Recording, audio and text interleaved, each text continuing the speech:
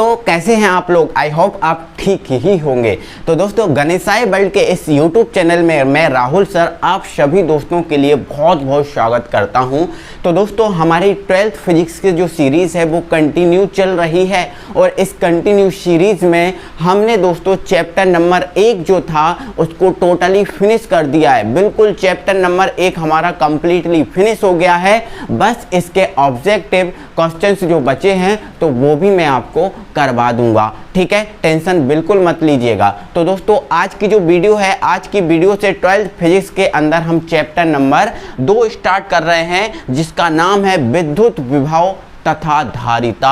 जी हाँ दोस्तों, chapter number 2 विद्युत विभव तथा धारिता इस चैप्टर का जो है ना हमें मतलब है और इस चैप्टर में हमें विद्युत विभव और धारिता इन दो टॉपिकों को कंप्लीट करना है जिसको हम बोलेंगे electric potential and capacitance. Electric potential and capacitance. तो चैप्टर 2 स्टार्ट करेंगे। तो सबसे पहले दोस्तों जो चैप्टर 2 में हमें दिया है ना, सबसे पहले विद्युत विभव। ये विद्युत विभव क्या होता है इसको हम जानेंगे, ठीक है। तो इससे रिलेटेड छोटे छोटे टॉपिकों को समझेंगे, जानेंगे और इसके बाद हम इस चीज़ को स्टार्ट करेंगे और बहुत अच्छे से इस धांसू तरीके से हम इसको कंप्लीट करेंगे, ठीक है। तो सबसे पहले हेडिंग डाल लीजिए, आप अपनी कॉपी में हेडिंग डालिए और बराबर से अपनी पढ़ाई को बिल्कुल ना स्ट्रॉन्ग बनाइए, ठीक है। इलेक्ट्रिक पोटेंशियल, ठीक है। चलो तो दोस्तों इलेक्ट्रिक पोटेंशियल को समझेंगे। ये विद्युत विभव जो विभव है वो कहाँ से आता है? विद्युत से आता है। विद्युत से आता है मतलब विद्युत क्षेत्र से आता है। क्या करना है दोस्तों? विद्युत क्षेत्र से जो आता है आपका वो क्या है? विद्युत विभव है, ठीक है। चलो अब ये उत्पन्न कैसे होता है, कैसे इसको परिभाषित करें वो चीज़ को समझो, ठीक है। तो दोस्तों मैंने यहाँ पर क्या किया है, एक बिंदु लिया है। ये बिंदु मैं मान लेता हूँ कि ये बिंदु क्या है? O है, ठीक है। इस बिंदु O पर मैंने दोस्तों क्या किया है? प्लस Q आवेश को रख दिया है, ठीक है। तो आप इतना तो जानते ही हो कि जब हम किसी बिंदु पर किसी आवेश को रखते हैं, ठीक है, तो उस आवेश के कारण उस बिंदु के चारों ओर एक क्या उत्पन्न हो जाता है? एक विद्युत क्षेत्र उत्पन्न हो जाता है, ठीक है। तो इस बिंदु पर मैंने आवेश को रखा है तो यहाँ पर सब में क्या उत्पन्न हो गया? एक विद्युत क्षेत्र उत्पन्न हो गया, ठीक है। तो दोस्तों क्या कर रहा हूँ मैं, इसी विद्युत क्षेत्र में मान लिया मैंने एक बिंदु यहाँ पर A है, ठीक है। इसी विद्युत क्षेत्र में एक बिंदु यहाँ पर मैंने क्या मान लिया? A मान लिया, ठीक है। चलो ठीक है, एक बिंदु यहाँ पर क्या मान लिया मैंने? A मान लिया इसी विद्युत क्षेत्र में, ठीक है। और एक बिंदु यहाँ पर एक अनंत की स्थिति है, यहाँ पर एक ये अनंत है और इस अनंत पर यहाँ से बहुत दूर एक बिंदु है जिसको हम दे रहे हैं अनंत। और इस अनंत पर दोस्तों एक परीक्षण आवेश, क्या सर? परीक्षण आवेश Q0, ठीक है। कौन सा आवेश है ये? परीक्षण आवेश Q0, परीक्षण आवेश, ठीक है। इस अनंत पर मैंने क्या किया दोस्तों? एक परीक्षण आवेश को यहाँ पर रख दिया है, यहाँ पर रख दिया है।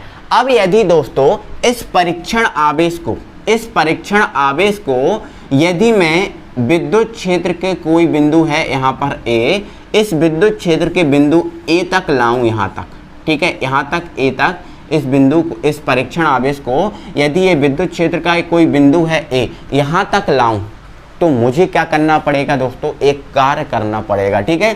और वो कार्य जो है हमें बाह्य कार्य के रूप में जाना जाएगा। मतलब ऐसा कहें कि यदि इस परीक्षण आवेश को विद्युत क्षेत्र के किसी बिंदु तक हमें लाना है तो हमें एक कार्य करना पड़ेगा, जो कार्य जो है वो बाह्य कार्य के नाम से क्या होगा? जाना जाएगा, ठीक है। क्योंकि बाहर आवेश है, बाहर आवेश को यहाँ तक लाना है तो कुछ ना कुछ कार्य तो करना पड़ेगा, तो वो बाह्य कार्य करना पड़ेगा, ठीक है। तो इस परिरक्षण आवेश को कहाँ से?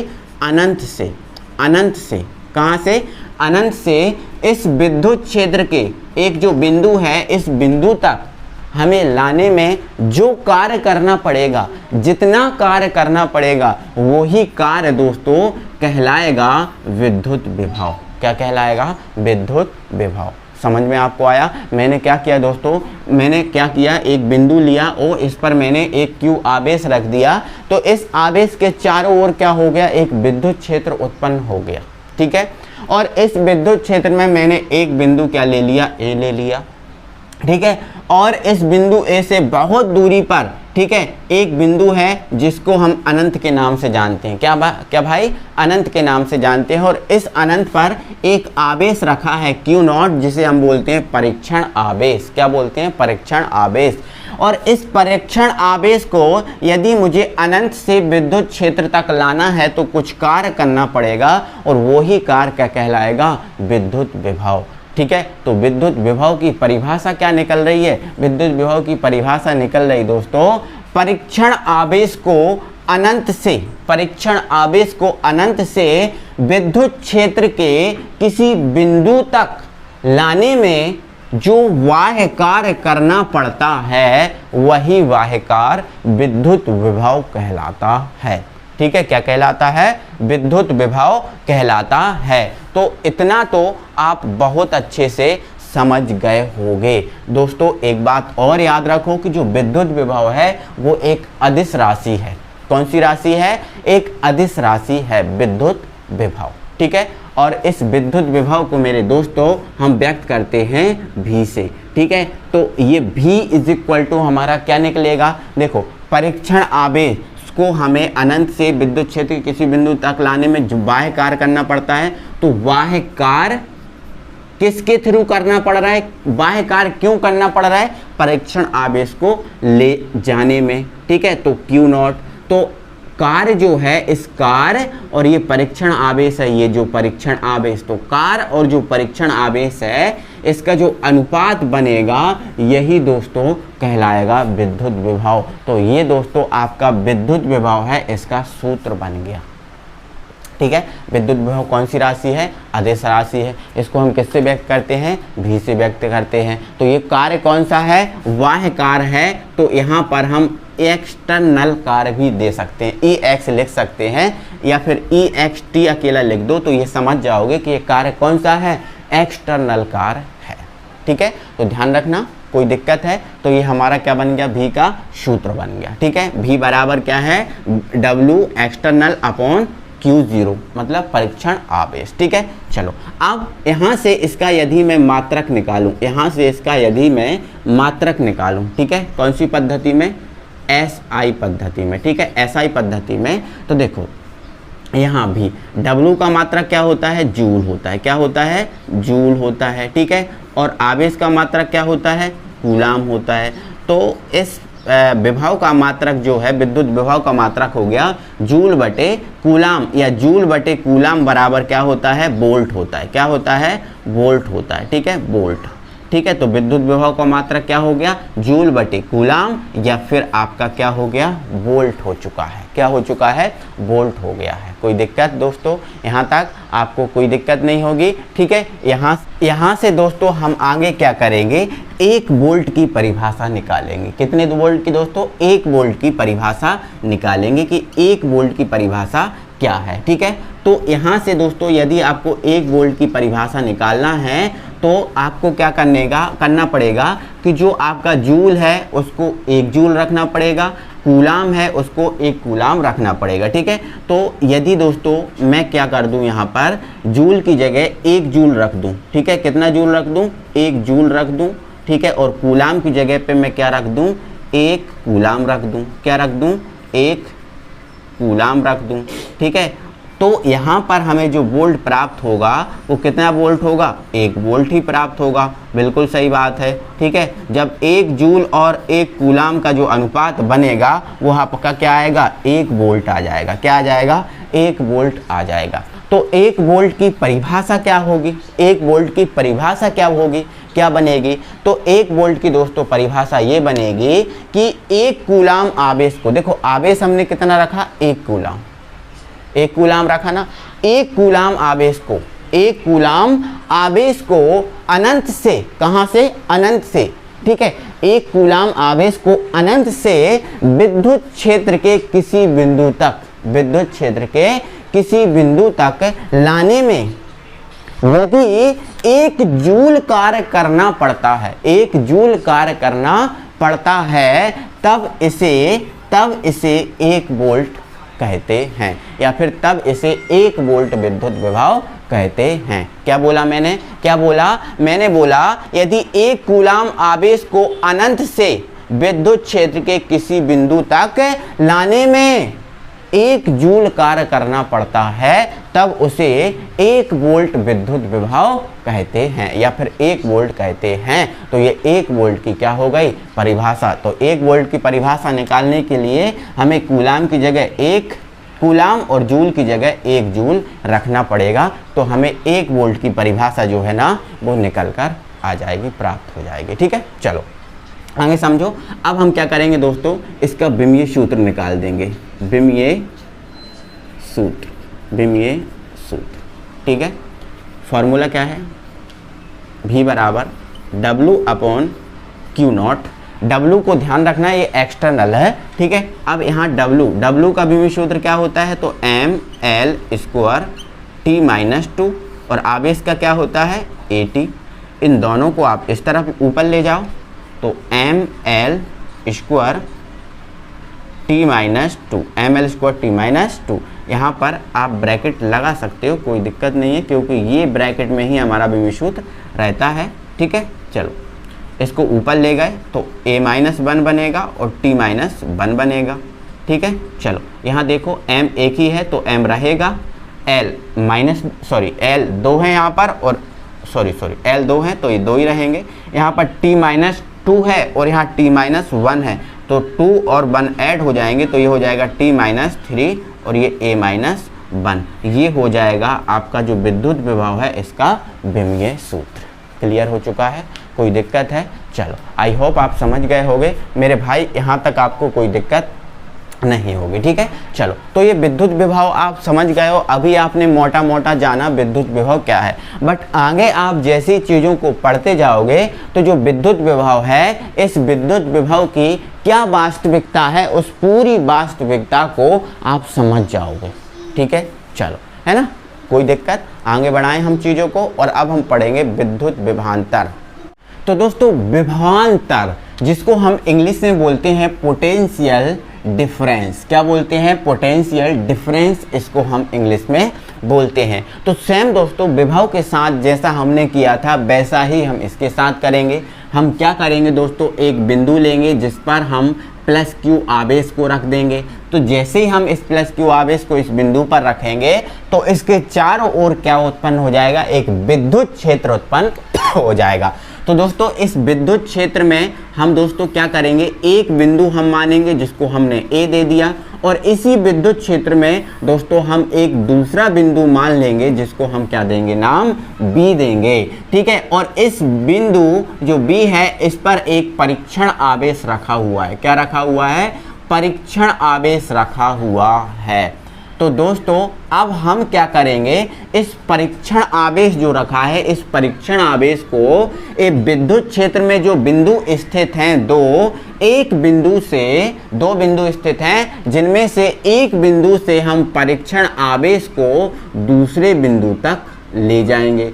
तो जब एक बिंदु से भी हम परीक्षण आवेश को जब दूसरे बिंदु तक ले जाएंगे तो साहब हमें कार्य तो करना पड़ेगा, कार्य का तो हमें करना पड़ेगा। तो दोस्तों जो विभवांतर है, इस विभवांतर की जो परिभाषा क्या बन जाएगी, वो परिभाषा बन जाएगी परीक्षण आवेश को, किसको? परीक्षण आवेश को विद्युत क्षेत्र में स्थित, ये बिंदु आपके विद्युत क्षेत्र में स्थित है, बिल्कुल हैं। तो परीक्षण आवेश को विद्युत क्षेत्र में स्थित किसी एक बिंदु से, विद्युत क्षेत्र में स्थित किसी एक बिंदु से दूसरे बिंदु तक ले जाने में, इस परीक्षण आवेश को यहाँ से यहाँ तक ले जाने में हमें जितना कार्य करना पड़ेगा वह कार्य विभवांतर कहलाएगा। वो कार्य क्या कहलाएगा दोस्तों? विभवांतर कहलाएगा। ठीक है, तो ध्यान रखना आपको, विद्युत क्षेत्र में स्थित,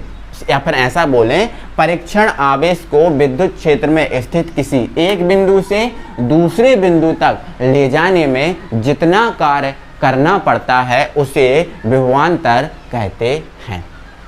ठीक है, कोई दिक्कत है? चलो तो दोस्तों यहाँ पर ये बिंदु विद्युत क्षेत्र में दोनों स्थित हैं, तो इस बिंदु पर भी कोई विभव होगा, विभव। तो इस बिंदु पर विभव होगा, देखो विभव को हम V से व्यक्त करते हैं और A पर है विभव तो VA कहलाएगा, और इस बिंदु पर भी कुछ विभव होगा जो होगा आपका VB। ठीक है, तो इसको यहाँ से यहाँ तक ले जाने में हमें जो कार्य करना पड़ेगा उसे हम क्या बोलेंगे, विभवांतर बोलेंगे। क्या बोलेंगे, विभवांतर बोलेंगे। ठीक है, मतलब दोस्तों विभवांतर भी हमें कार्य से प्राप्त हो रहा है, कार्य करना पड़ेगा कब, जब इस परीक्षण आवेश को यहाँ से यहाँ ले जाएं। ठीक है, तो ये आपका Q0। ठीक है, तो W/Q0 जैसे उसका सूत्र था वैसा ही का वैसा इसका सूत्र रहेगा। ठीक है, और इस विभवांतर को हम देखो यहाँ से यहाँ तक ले जा रहा है, यहाँ से यहाँ तक ले जा रहा है, मतलब इसको हम व्यक्त करते हैं VB माइनस VA से, VB माइनस VA से। ठीक है, तो VB माइनस VA बराबर क्या हो गया, W/Q0। ये विभवांतर का क्या हो गया, सूत्र बन गया। यहाँ से VB माइनस VA क्या है, दो विभव में क्या है, अंतर है, दो विभव में क्या है, अंतर है, और अंतर के लिए हम किसका उपयोग करते हैं, डेल का। ठीक है, तो ये डेल VB हम लिख सकते हैं, तो W और Q0। ठीक है, तो del V is equal to W/Q0। यहाँ पर ये भी आपका एक्सटर्नल कार्य हो जाएगा। ठीक है, क्योंकि यहाँ से यहाँ ला रहे हैं तो ये हमारा बाह्य कार्य ही गणना की जाती है। ठीक है, चलो ओके। अब दोस्तों एक परिभाषा तो हम इसकी समझ गए। ठीक है, दूसरी परिभाषा देखो, ये क्या है, विभवांतर। मतलब विभवांतर का मतलब विभव में अंतर, विभव में क्या होता है, अंतर। तो दूसरी परिभाषा हमारी ये बन जाएगी, विभव में जो अंतर होता है इस विभव में अंतर को भी हम विभवांतर कहते हैं। जो विभव में अंतर आता है इस विभव में अंतर को ही हम क्या बोलते हैं, विभवांतर बोलते हैं। और जैसा भी आपको देखा है कि विभव में अंतर भी तो दिखा है, ये अंतर ही तो दिख रहा है, तो ये अंतर क्या है, विभवांतर। ठीक है, चलो इसके मात्रक और जो विमीय सूत्र होंगे बिल्कुल सेम होंगे। ठीक है, कोई दिक्कत नहीं है। मात्रक इसका निकालना है तो मात्रक तो क्या बन जाएगा, डेल V। इसका मतलब मात्रक क्या है, जूल है, और इसका मात्रक क्या है, कूलाम है। तो जूल बटे कूलाम क्या होता है, वोल्ट होता है, तो इसका मात्रक क्या हो गया, वोल्ट। क्या हो गया, वोल्ट। एक वोल्ट की परिभाषा हम निकाल ही चुके हैं। ठीक है, विमीय सूत्र निकाल रहे हैं तो विमीय सूत्र में हमें कोई प्रॉब्लम नहीं है, विमीय सूत्र भी इसका क्या रहेगा, सेम रहने वाला। ठीक है, चलो तो डेल V बराबर क्या है, W/Q0। W का क्या है विमीय सूत्र, ml² T-2, और इसका क्या है, 80 है। इसको ऊपर ले जाओ तो फाइनली क्या बन जाएगा, ml² T-3a-1। सेम, क्योंकि जो हमने वोल्ट का विभव का मात्रक होता है वही विभवांतर का मात्रक होता है। अंतर सिर्फ परिभाषाओं में है, अंतर सिर्फ परिभाषाओं में है। विभवांतर किससे प्राप्त होता है, विभव से। विभव है तो विभवांतर है। ठीक है, विभवांतर में हम क्या करते हैं, परीक्षण आवेश को विद्युत क्षेत्र के किसी एक बिंदु से दूसरे बिंदु तक ले जाते हैं, और विभव में क्या करते हैं, परीक्षण आवेश को अनंत से विद्युत क्षेत्र के किसी बिंदु तक ले जाते हैं। ठीक है, बाकी इसका वास्तविक मतलब आप आगे जानोगे, पढ़ते जाओगे तो एक एक चीज़ को आप समझते जाओगे और इनके बारे में जो मतलब है, अंतर है, वो जानते जाओगे। ठीक है दोस्तों अब हम थोड़ा देख लेते हैं कि जो विभव है, विद्युत विभव है, इसको प्रभावित करने वाले कारक क्या हैं। विद्युत विभव को जो प्रभावित करने वाले कारक हैं, सेम टू सेम विभवांतर को भी प्रभावित करने वाले कारक हैं वो। ठीक है, तो देखो विभव को प्रभावित करने वाले कारकों में सबसे पहला कारक है चालक का आवेश। चालक का क्या है, आवेश। ठीक है, ये एक कोई चालक है, ये क्या है सर, कोई एक चालक है, और इस चालक पर यदि जो आवेश है, ठीक है, इस आवेश का मान क्या है, कम है, इस आवेश का मान कम है। ठीक है, तो यदि आवेश का मान यदि इस पर कम है तो इस कम आवेश को जब हम ले जाएंगे तो कम ही कार्य करना पड़ेगा। बोलो, ये आवेश है, इस आवेश का मान क्या है, कम है। इस कम आवेश को ले जाने में हमें कार्य भी क्या करना पड़ेगा, कम करना पड़ेगा। और जब कम कार्य करना पड़ेगा तो विभव का मान ही हमें क्या मिलेगा, कम मिलने वाला है। क्या मिलने वाला है, कम मिलने वाला है। और यदि इस आवेश का मान अधिक है, ठीक है, तो इस अधिक आवेश को ले जाने में हमें अधिक ही तो कार्य करना पड़ेगा, और जब अधिक कार्य करना पड़ेगा तो अधिक कार्य करना पड़ेगा तो विभव का मान भी क्या होगा, अधिक होने वाला है। तो सिंपल सी बात है कि चालक का आवेश यदि किसी चालक पर आवेश का मान कम होता है तो विभव का भी मान क्या होता है, कम होता है, किंतु चालक पर आवेश का मान बढ़ने से विद्युत विभव या विभव का जो मान है वो भी क्या होता है, बढ़ जाता है। ठीक है, तो आपको ध्यान रखना है, आवेश कम तो विभव कम और विद्युत विभव आवेश ज़्यादा तो विद्युत विभव ज़्यादा। ठीक है, ये लिखते जाना आप अपनी कॉपी में। नेक्स्ट है आपका चालक का आकार। ठीक है, अब दोस्तों चालक का आकार, ये कोई चालक है, इस चालक का आकार कम है। क्या है सर, इस चालक का आकार कम है। आकार की बात कर रहे हैं, अब आवेश की बात नहीं कर रहे हैं। आवेश की तो हमने देख ली है, आवेश कम है तो विभव कम है, आवेश अधिक है तो विभव अधिक है। अब हम आकार की बात कर रहे हैं। ये दोस्तों ये जो आपका चालक है, ये चालक यदि बड़े आकार का है, क्या है, बड़े आकार का है, तो उस पर जो विभव मिलेगा वो हमें कम ही मिलेगा, क्योंकि जैसे हमने देखा है कि यदि बहुत बड़ी एक जगह है, बहुत बड़ी जगह है और उस जगह पर एक व्यक्ति अगर रहता है तो उसको ऐसा लगता है यार मैं क्या हूँ, मैं कुछ नहीं हूँ।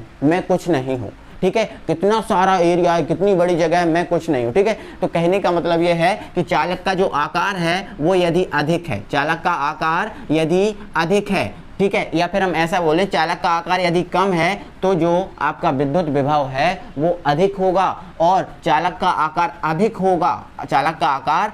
होगा तो जो विद्युत विभव होगा वो कैसा होगा, कम होगा। ध्यान रखना, तो आप अपनी कॉपी में लिख लो, किसी चालक का आकार अधिक होने पर विद्युत विभव कम होता है एवं चालक का आकार कम होने पर विद्युत विभव क्या होता है, चालक का आकार कम होने पर विद्युत विभव अधिक होता है। क्यों, क्योंकि जो चालक है, इस चालक का जो विभव है वो विभव चालक की जो त्रिज्या होती है, इस त्रिज्या के कैसा होता है, व्युत्क्रमानुपाती।